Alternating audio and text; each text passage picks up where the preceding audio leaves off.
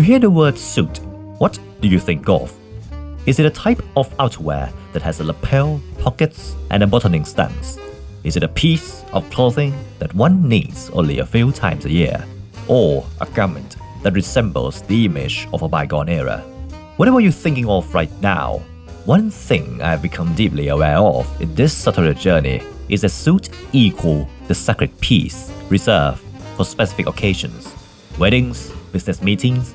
fancy social events. And whenever you decide to wear it, you'll discover that you have stepped out of sync with modernity, at least in a place where the norm no longer perceive it as daily garment. Here, people who wear suits daily are either security staff in high-end malls, five-star hotel concierge, or sometimes professionals like lawyers in traditional institutions. But even in the finance sector or business management consulting,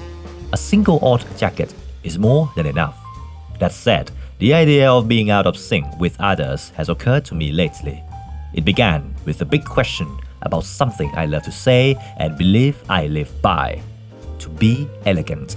But what is elegance exactly? Isn't it the state of being at ease and radiating that ease toward others? Isn't it the allure of simplicity, beauty in the form itself?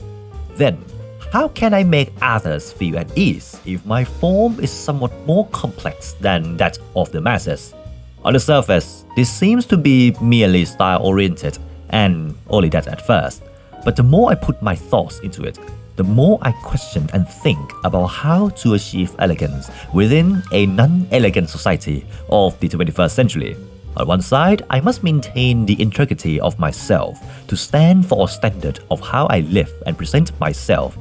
On the other, it must walk along the line with mass perception to make it look intact and not out of touch. If you wonder what the solution is, I can say right here that it's easier than it seems. All you need is to match the number or type of garments, then leverage the depth and sophistication of fabric, silhouette, and craftsmanship. In the end, a high-roll button-down shirt made of fine English Oxford is different from a synthetic one, especially with the soulless collar stance. Or the fine creases of French calf skin on footwear are different from low-grade leather grain on mediocre loafers. However, the matter of this episode goes further than just dressing slightly above the norm. It asks whether a suit can achieve such elegance while walking slightly beyond the edge of the norm as well. Because from my experience, wearing just a standard single-breasted dark navy suit with a shirt and tie and leather loafers here in Bangkok metropolis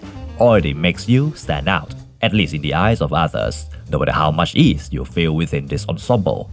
To explore the assumptions of the problem, I think we need to understand every evolution of the thing called the suit, or lounge suit to be precise, to see its birth, its use cases, and the reasons why a standard silhouette of the 20th century has become something limited, reserved only for certain occasions or specific contexts.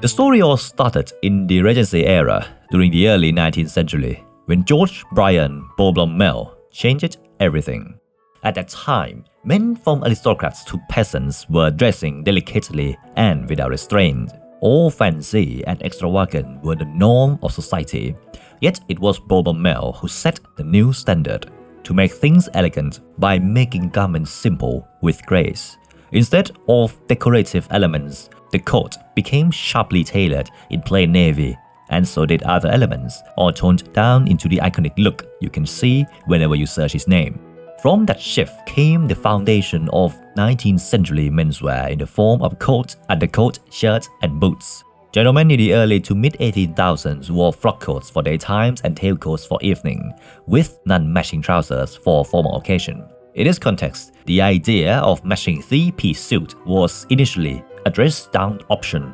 and it is that very idea that began to shape the emergence of the suit we see today. During the 1850s and 1860s, the fashion landscape shaped men's coats to be shorter, and with the rise of outdoor leisure pursuits among the middle and upper classes, the suit was born, essentially a hip-length sack or lounge coat without tail, paired with matching trousers. They were reserved for casual atmospheres such as country estates, seaside holidays, or sporting events. At that time, they were considered too informal for city business or any occasion where ladies were present. In a sense, the lounge suit of the late 19th century was basically the casual fly-day outfit of its time, a comfortable, less structured garment for informal occasions. Then came another major shift, the Edwardian era. If Beau Brummel was the man who shaped how men would dress, then King Edward VII was the man who shaped the sartorial standards of the modern day. His Majesty is the person who theoretically invented many rules and norms,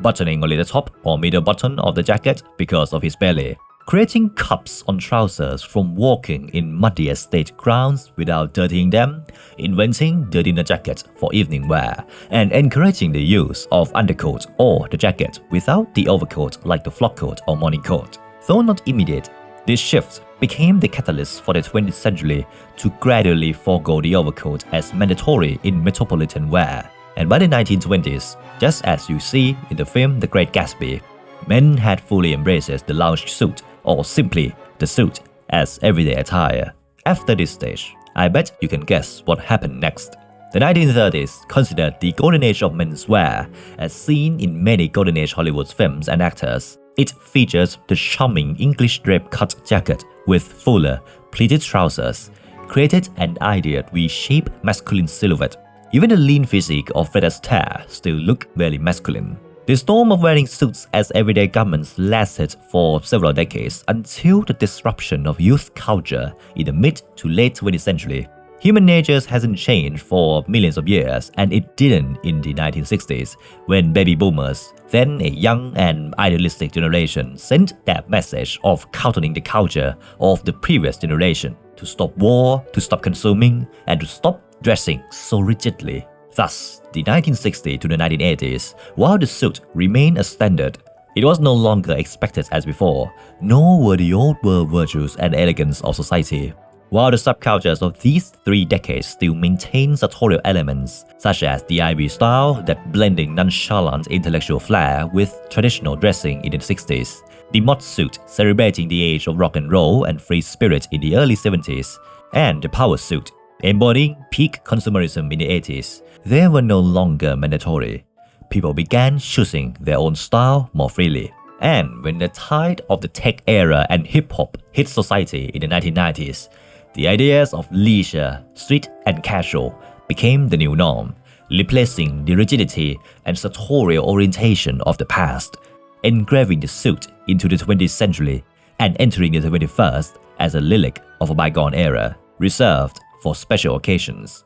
The lesson from this mini-history overview from the suit's evolution as country wear from the time when wearing a 3-piece suit meant casual to the age which even an odd jacket can prompt why are you so dressed up is that humans cling to comfort and are addicted to casual more than anything else. If you look closely, the evolution of menswear from 19th to the 20th century leaves empirical evidence of this. The fact that they forgone fancy overcoats for a simple lounge suit for daytime city strolling. The fact that white tie with tailcoat was replaced by the dinner jacket with black bow tie in most evening wear since the early 20th century. However, the argument I have in my mind is that we don't have to let go of class and elegance for the sake of living casually according to the norm. At first, I thought elegance and casual could not coexist.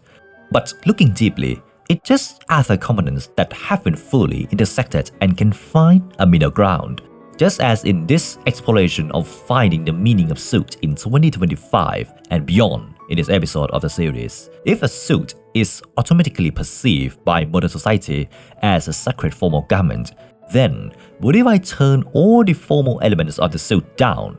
What if the suit fails to perform the function societies expect it to? Ladies and gentlemen, I think this is a truly interesting part waiting for us to discover.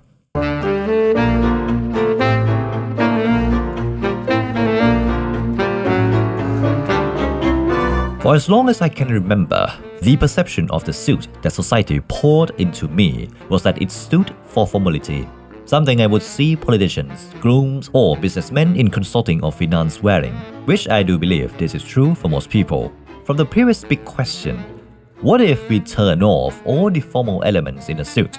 What will happen? Since elegance can only be achieved if ease is felt from within and radiates outward. While my sartorial journey is far from the decades of mastery of someone like Cary Grant, I do think I know myself and the know-how of tailoring quite well. That leads to the first matter, which fabric fails to serve the function of formality. And all this must consider the context of Bangkok, where summer lasts all year. Certainly, it is not worsted wool of any kind, with a high twist of fine worsted. It is also not flannel, which leaves me with either linen or seersucker. Linen is fine. Its charm increases to their part in signaling nonchalance every time you wear it. But here's a myth that must be debunked. Irish or French linen is hotter than wool, especially lightweight high-twist ones from archives like Holland and Shirley Crisper or Draper's Ply. Yes, gentlemen, that's the reality. Because when you hear that linen is a summer fabric, what the media means is continental summer, not tropical summer. So I decided to go with seersucker. Its punked, uneven texture should do the job of making this the opposite of formal, which leads to color and pattern as the next stage. When it comes to seersucker, nothing is more iconic than the white-blue stripe, reminiscent of the ivy staple during the mid-century. However, as is, the core factor of elegance can be only achieved when the garment aligns with the identity of the wearer. I'm found that I'm not fond of the strictly ivy style, but lean more toward the continental flair of the same era. When considering the sunlight, the architecture, and the colors that symbolize intellectual and cultural life, the color that Albert Camus would wear if he were a Bangkokian rather than a Parisian, I thought of the pattern worn by Gregory Peck as Atticus Finch in To Kill a Mockingbird, the tan cream stripe. From a distance, it looked like a cream suit, but up close, you see the sophistication of the uneven texture, the tonal color, the stripes, all of which can be found in the 100% cotton seersucker from Huddersfield. A little interesting fact, seersucker these days also comes in wool. It gives a finer, smoother feel and a better drape, but it also increases the formality, which contradicts what I want to achieve. So the tan cream pure cotton seersucker from the English Mill Huddersfield textile is a choice. Now, here comes the most delicate part. What silhouette and construction should I have? And who will shape it best in this metropolis? As I stated in the first episode, Bangkok has undergone a sartorial revolution in the past decade by embracing the true know-how of tailoring from the West, especially from the Neapolitan style. If you visit many of the great tailoring houses here today, you'll find that most embrace the nonchalant grace of Southern Italian tailoring. However, there is only one house that does it best when it comes to Neapolitan-inspired tailoring, one that will complete this garment with the greatest ease in both construction and identity, one that can be worn every single day in Bangkok without a touch of formality. The name of this house is the Primary Haus.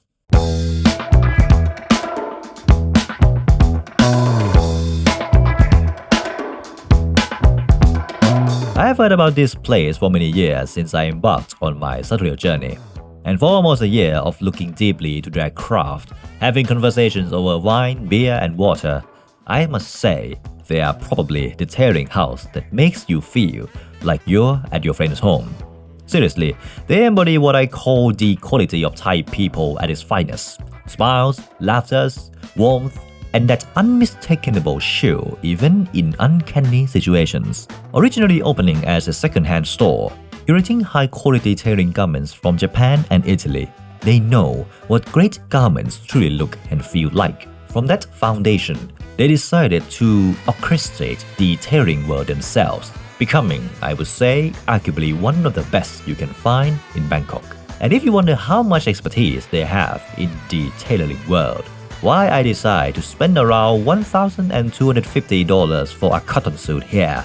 and what their worldview is regarding the thing called a suit. Here are the words from Mr. P, the co-founder of the house himself. Once again, to give the full context and message, we decided to do this in our native language, in which I have already provided subtitles for you every single word. จริงๆผมว่าเรื่องนี้อาจจะต้องมองไปแบบว่าในอดีตด้วยแหละครับผมว่ารู้สึกคนติดภาพกับว่า เครื่องแบบสูทเนี่ยมันจะเป็นแบบว่าสำหรับชนชั้นนำที่เขาจะใส่กันในยุคอดีตแล้วก็ทั้งภาพปัจจุบันก็ตามที่เราเติบโตมาในช่วง 90 2000 เนี่ยเราจะเห็นเสมอว่าสูทเราจะเห็นบ่อยกับสูทในสภาหรืองานที่มันดูเป็นแบบว่าเกี่ยวกับการเมืองราชการทั้งหลายภาพมันเลยติดตาว่าสูทมันจะอยู่ในบริบทนั้นเท่านั้นเราไม่เห็นคนใส่สูทออกไปเที่ยวเราไม่เห็นคนใส่สูทออกไปทำกิจกรรมต่างๆก็ตามเราเห็นแค่แบบว่าสิ่งที่เราเห็นในทีวีก็คืออยู่ในสภาอยู่ในหน่วยงานราชการอยู่ในงานประชุมต่างๆมันเลยอาจจะเป็นภาพจำตั้งแต่เด็กครับว่าเราคงคิดไปว่าสูทมันจะต้องเฉพาะงานเท่านั้นที่เราจะใส่ไปซึ่งถ้าเราย้อนกลับไปมากกว่านี้อีกทีหนึ่งเราจะเห็นว่าชนชั้นนำหรือว่าชนชั้นปกติก็ตามเนี่ยแหละในอดีตงานปกติของเขางานทั่วๆไปเขาก็ใส่สูทกันเป็นปกติอยู่แล้วเพียงแต่ว่าอาจจะเป็นช่วง 70-80 ที่มันมีการแบบว่า casualization แล้วกันช่วงอะไรประมาณนั้นที่คนรู้สึกว่าอยากจะมีความขบถในตัวอยากจะแต่งตัวให้มันแตกต่างไม่อยากจะเหมือนกับกลุ่มคนก่อนๆเราอยากมีความเป็นตัวของตัวเองคนก็จะเริ่มไม่ได้ใส่สูทแล้วใส่อย่างอื่นแทนแล้วมันก็อาจจะเริ่มยาวมาจนถึงช่วง 90-2000 ที่เราอาจจะเริ่มเห็นว่าสูทมันก็เลยถูกกันไว้ว่าสำหรับงาน formal ประมาณนึงหรืองานเฉพาะประมาณหนึ่งไม่ได้เป็นว่าเครื่องแบบที่เราจะใส่ทุกวันแต่ว่าผมก็อยากจะนำเสนอในอีกรูปแบบนึงแหละในร้าน The Primary Haus เรารู้สึกว่าสูทจริงๆมันก็เป็นแค่เสื้อนอกอีกตัวหนึ่งที่คุณเอามาสวมใส่ทับเสื้อยืดเสื้อโปโลเสื้อเชิ้ตที่คุณมีผมว่ามันช่วยทำให้คอมพลีทลุคให้แบบว่าคุณดูมี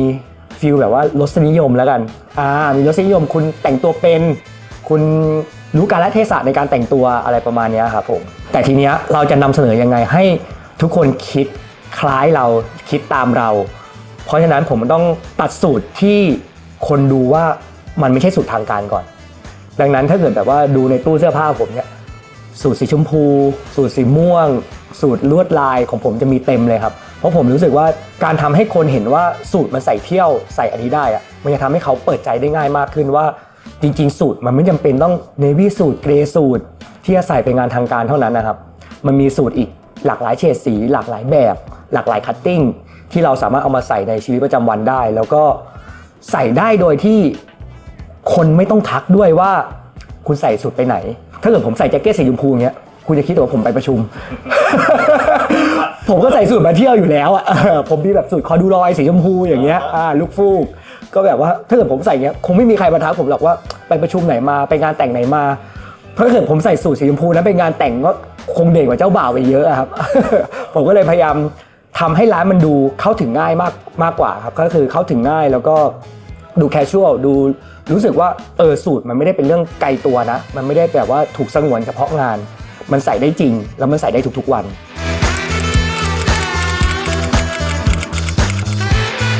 จริงๆก็คือเราโฟกัสไปที่ความเป็นออริจินอลเมดก็คือการผลิตแบบดั้งเดิมสูตรมันก็จะเริ่มต้นมาจากฝั่งพวกอังกฤษนะอิตาลีอะไรพวกนี้เราพยายามใช้กระบวนการผลิตที่เป็น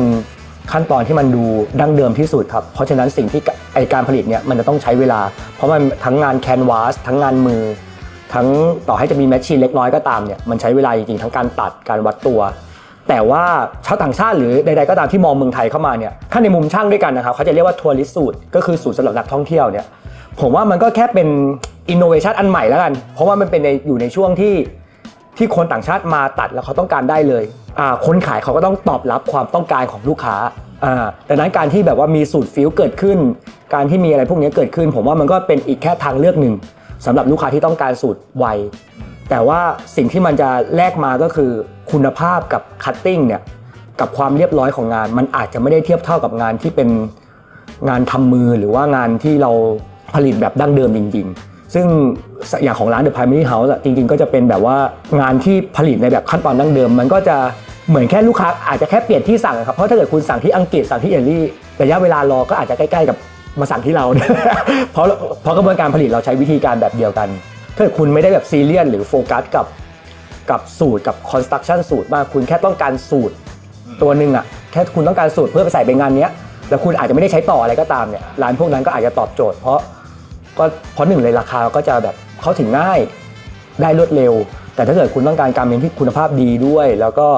อยู่กับคุณได้ในระยะยาวยิ่งใส่มันยิ่งสวยอันเนี้ยอาจจะต้องเลือกร้านที่ผลิตในแบบออริจินอลเมดแล้วกันก็คือผลิตในแบบดั้งเดิมซึ่ง The Primary Haus ก็เป็นหนึ่งในนั้นครับ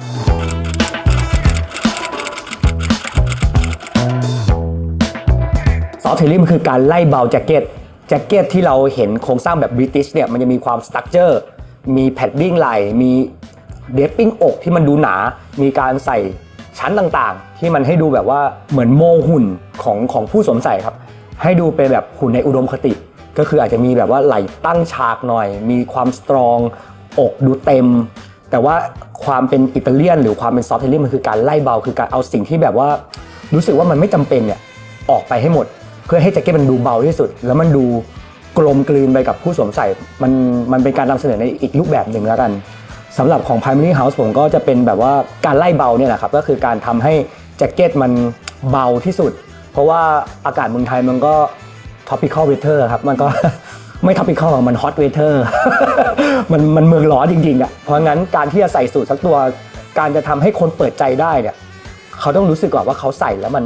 เหมือนไม่ใส่หรือว่าใส่แล้วมันรู้สึกว่ามันกระทบกับอุณหภูมิในร่างกายเขาน้อยที่สุดก็คือพยายามให้มันร้อนน้อยที่สุดแล้วกันคือแจ็คเก็ตใส่ไปจริงๆมันร้อนอยู่แล้วครับถ้าแบบอากาศบ้านเราคุณเดินออกไปข้างนอกคุณเสื้อยืดตัวเดียวคุณก็ร้อนเพราะงั้นก็เอาแค่แจ็คเก็ตให้มันคุมลุคแบบว่าให้คุณไม่ร้อนไปมากกว่าเดิมเท่าไหร่โครงสร้างของเราก็พยายามทำให้แบบว่าสไตล์อิตาเลียนที่สุดก็คือจะเป็นแคนวาสเราไม่เสริมแพดดิ้งไม่เสริมไหล่เรามีการเล่นเดรปปิ้งเล่นเชฟกับสัดส่วนมากขึ้นก็คือเราพยายามไปใส่เทคนิคในพวกนี้มากกว่าครับมากกว่าที่จะแบบว่าไปใส่เสริมอื่นๆการที่เราจะทำให้อกมันดูเด้งขึ้นแทนที่จะเสริมเราไปเล่นกับพวกหางม้าเราไปเล่นกับพวกแคนวาสแทนมันก็ค่อนข้างไปตรงกับสไตล์ของเนียโปลิตันหรือนาโปลีเนี่ยแหละครับมันทำให้สูตรของเขาเนี่ยมันค่อนข้างเป็นแค่แบบแคนวาส 1-2 แผ่นอยู่บนร่างกายเรามันค่อนข้างเหมาะกับเมืองไทยอ่ะมันทำให้แจ็คเก็ตมันเบาลงเยอะแล้วคนสวมใส่จะรู้สึกว่ามันใส่ได้ง่ายทีนี้ผมก็เลยเริ่มพัฒนาจากตัวนาโปลีก่อนแต่ใจจริงของผมตอนเริ่มอ่ะผมค่อนข้างชอบฟลอเรนตินครับเพียงแต่ว่าตอนที่ develop ทั้ง2โมเดลเนี่ยก็คือทำคู่กันไปเพียงแต่ว่านาโปลีเนี่ยช่างไทยจะมีความเข้าใจได้ง่ายกว่าเพราะว่ามันคือการที่ช่างไทยส่วนมากต้องบอกว่าเขาจะชินกับสูตรอังกฤษมันคือการเอาแพดดิ้งเอาทุกอย่างออกแล้วก็ให้เหลือแค่แคนวาสเพราะฉะนั้นเดปปิ้งเขายังไม่ต้องไปสนใจเยอะนาโปลีมันคือการทำให้แจ็คเก็ตมันดูชิลที่สุดเพราะฉะนั้นก็คือช่วงที่เรา develop นาโปลีเนี่ยเราก็แอบทำฟลอเรนตินเรียบเคียงกันไปด้วยแล้วก็นาโปลีเราก็เลยได้เป็นโมเดลที่เป็นตัวเปิดร้านมาก่อนครับผมก็คือมันจะให้ทรงที่รู้สึกว่าใส่สบายเบาแล้วก็ทรงยังสวยอยู่ด้วยคัตติ้งที่เราปรับออกมาเราพยายามทำให้ไม่ได้อิตาเลียนจ๋าขนาดนั้นเรายังอยากให้คนไทยได้รู้สึกว่ามันเหมาะกับเขาด้วยครับเพราะความอิตาเลียนบางทีนาโปลีเขาก็จะมีความแบบชิลไปเลยแบบว่าต่อให้คุณใส่สูทสีชาโคเข้มแต่มันไม่เห็นดูเรียบร้อยเลยอ่ะมันยังดูชิลมากขนาดนั้นผมก็เลยปรับให้มีความรู้สึกว่าชุดที่แคชชวลคุณใส่ชิลได้ชุดที่คุณอยากให้มันดูทางการมันก็ดูทางการได้ก่อนแล้วก็หลังจากนั้นมาเราก็เริ่มเรียนรู้การปรับเป็นฟลอเรนตินการทำแพทเทิร์นการทำโครงสร้างข้างในเพราะว่าโครงสร้างความแตกต่างระหว่างนาโปลีกับฟลอเรนตินมันคนละเรื่องกันเลยครับเพราะว่าบางคนมองว่าสูตรเป็นแค่สูตรเขาก็ไม่ได้ดูออกหรอกว่าอังกฤษฟลอเรนตินนาโปลีมันต่างกันยังไงแต่ถ้าเกิดคนที่แบบลึกเข้าไปหน่อยเขาจะรู้ว่าฟลอเรนตินจริงๆแล้วมิติของสูตรเวลาใส่มันจะออกมาแบบนี้นะนาโปลีมิติของการใส่สวมใส่ออกมามันจะเป็นอีกเวนึงนะมิลานก็จะเป็นอีกเวนึงนะอะไรอย่างเงี้ยครับผมเพราะงั้นผมก็พยายามทำให้คัตติ้งที่ออกมาเนี่ยลูกค้าได้เห็นว่านาโปลีของทางร้านกับฟลอเรนตินของทางร้านเนี่ยมันมีความต่างนะแล้วก็ความแตกต่างนั้นเวลาคุณส่องกระจกคุณมองเห็นได้คุณมองเห็นได้ชัดเจนว่าเวลาคุณใส่ตัวนี้ที่เป็นนาโปลีของทางร้านกับคุณใส่ตัวนี้ที่เป็นฟลอเรนตินของทางร้านมันต่างกัน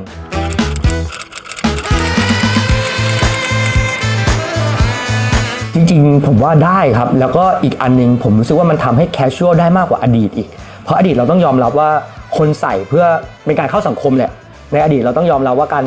ที่เราเห็นก็ตามในงานสังคมต่างๆคนใส่สูทกันเยอะแต่ในปัจจุบันเนี่ยบริบทของสูท อย่างที่บอกไปตอนต้นก็คือมันถูกมองไว้ในคนส่วนมากยังคิดว่ามันถูกมองไว้ในงานบางประเภทแต่ผมรู้สึกว่าการที่คุณเลือก house cut ของแต่ละที่เนี่ยตอนนี้มันมีร้านสุดหลายที่เลยที่คุณเลือกได้คุณสามารถ casualize มันได้ครับก็คือคุณลองดูว่าร้านไหนที่คุณมองแล้วคัตติ้งน่าจะเหมาะกับคุณหรือว่าร้านไหนที่เขานำเสนอคัตติ้งที่แบบคุณรู้สึกว่าคุณใส่ไปในทุกๆวันได้หรือว่าคุณใส่ในชีวิตประจำวันใส่ออกไปเที่ยวใส่ออกไปคาเฟ่ไปถ่ายรูปกับแฟนอะไรอย่างเงี้ยให้มันมีตัวเลือกเยอะแยะมากมายเลยคุณสามารถเลือกได้แล้วก็ถ้าคุณเปิดใจแล้วก็ลองมองร้านในไทยหลายๆร้านเนี่ยมันมีตัวเลือกเยอะแยะมากมายเลยครับว่าเพียงแต่ว่าคุณอาจจะต้องไปลองหน่อยเรื่องพวกนี้มันคือการสำรวจตัวเองด้วยแล้วก็การทดลองด้วยว่าเทเลอร์ไหนที่ถูกจริตคุณแล้วก็คุณแฮปปี้กับคัตติ้งของร้านไหนผมก็เจอทั้งลูกค้าที่เขาคิดมาแล้วกับลูกค้าที่มาแต่โจทย์เลยว่าแจ็คเก็ตตัวแรกครับอันนี้ก็คือปล่อยให้ช่างคิดได้ปล่อยให้ฝั่งผมคิดได้เหมือนกันก็คือถ้าเป็นแจ็คเก็ตตัวแรกจริงๆผมก็จะแนะนำแบบอย่างตัวที่ผมใส่เนี่ยอันนี้มันก็เป็นแจ็คเก็ตตัวแรกของผมเหมือนกัน Navy Hopsack ตัวนี้น่าจะอายุประมาณตอนเปิดร้านเลยครับ 5-6 ปีก็คือทุกวันนี้ก็ยังใส่อยู่ผมรู้สึกว่ามันเวอร์ซาไทล์มากๆแล้วก็คุณไปแมทช์กับกางเกงได้หลากหลาย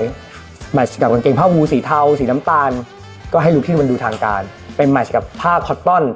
มันก็ให้ลุคที่ดูชิลขึ้นอันนี้มันก็คือเป็นหนึ่งในมุมมองของผมแล้วกันว่าถ้าเกิดลูกค้าไม่ได้มีโจทย์มาแต่แรกผมช่วยแนะนำให้ได้หรือถ้าลูกค้ามีโจทย์มาเล็กน้อยผมต่อยอดให้ได้แต่ถ้าเกิดลูกค้าอยากจะพินิจพิเคราะห์เลยว่าชุดตัวแรกเราจะต้องเป็นอะไรบ้างเนี่ยอันนี้มันก็อาจจะต้องทำการบ้านนิดนึงอาจจะต้องลองไปดูร้านสูตรแต่ร้านก่อนว่าคัตติ้งเขาเป็นแบบไหนถูกใจเราไหมหรือว่าลองดูผ้าแต่ของแต่ละที่ก่อนว่าร้านนี้มีผ้าไหนบ้างผ้าแบบไหนแล้ว texture ผ้าที่เราสัมผัสในเล่มเนี่ยมันเหมาะกับที่เราอยากได้ไหมหรือมันหยาบมันหนาเกินไปไหมโครงสร้างการที่เราได้ไปแวะเวียนของร้านสูตรแต่ละที่มันคือการได้สำรวจไปในตัวว่าพอเราสวมสูตรร้านนี้แล้วเนี่ยฟีลประมาณนี้เราชอบไหมการที่มาที่ร้านแบบสมมติมา The Primary Haus เราก็จะมีแบบพวกตัวรองที่แบบว่าเราทำเป็นไซส์กลางๆเอาไว้ให้ลูกค้าได้ลองสวมว่าเนี่ยผ้าตัวนี้นะถ้าเกิดคุณใส่มาน้ำหนักประมาณนี้แฮปปี้หรือเปล่า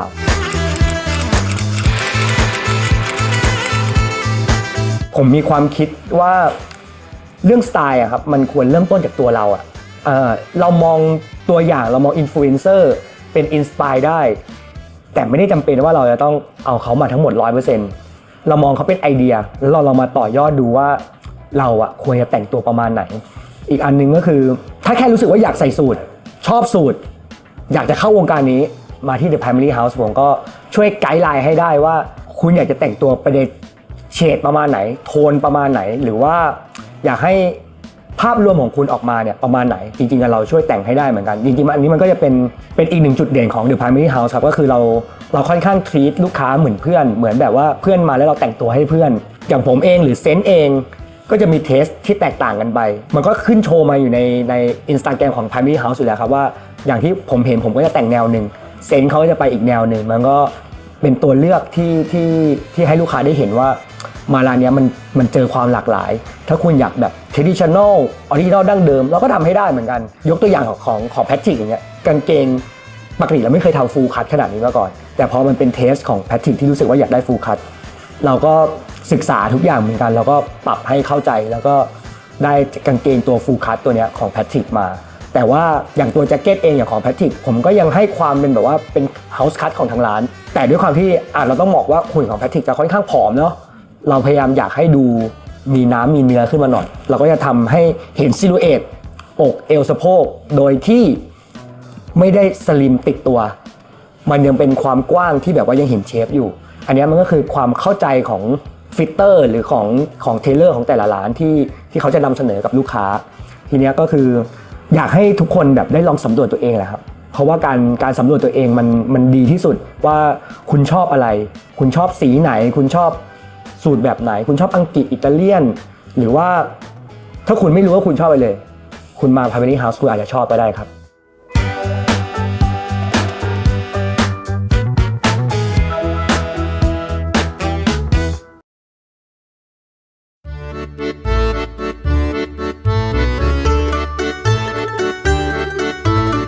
As a result of the commission, after 2 fitting and 2 rounds of alterations for perfection, this seersucker suit has every characteristic that fails to function as a suit. With its light color palette, you cannot wear this to the boardroom or any business meeting in town. With its cotton seersucker, the lack of drape and fineness, you cannot possibly attend a wedding, or you will get noticed more than the groom himself, which is the cardinal sin. And with the Neapolitan-inspired construction, the conrollino shoulder, as known as the rope shoulder with no padding, the lightweight canvas and inner construction, even the sleeve buttons that numbers only 2. This is not a piece that aligns with formality. However, the refinement is still there.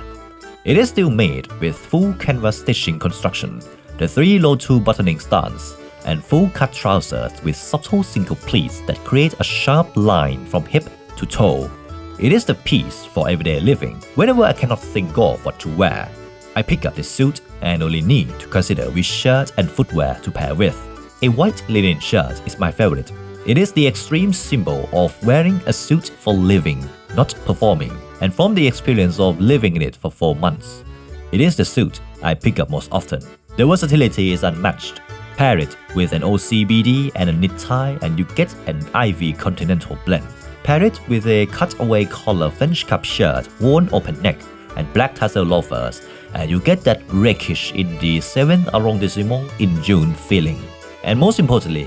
it is a love letter to Bangkok itself, the city of contradiction, old world heritage, and the chaos of modernity on the same street. Now, it's time for tackling the big question of this episode, whether a suit can achieve elegance in a society where people reserve it for formal occasion. And I do think it is still the absolute truth, yet to be found. Even with this suit that fails to be a suit, the ease I radiate and absorb still cannot equal wearing it as an odd jacket or foregoing the jacket entirely and letting the collar roll of an OCBD and sharp pleats with patina calfskin do the work. Which makes me think that maybe it is time to find elegance elsewhere. Not to say that Bangkok is not the place, but it is certainly not the center of it, or somewhat out of sync with the term in most parts. Maybe I have to place myself both physically and spiritually into the continental, the land whose culture I admire so deeply, to see whether the true elegance, the one that symbolizes truth in form and beauty in simplicity, can be found or not. With that said, ladies and gentlemen, I will mark this episode as the end of the Bangkok chapter, and in the next one, we will meet on the other side of the world, maybe on Via Veneto, Champs-Élysées, or in the unheard alley that preserves our desirable virtue and deserves a voice in the modern world.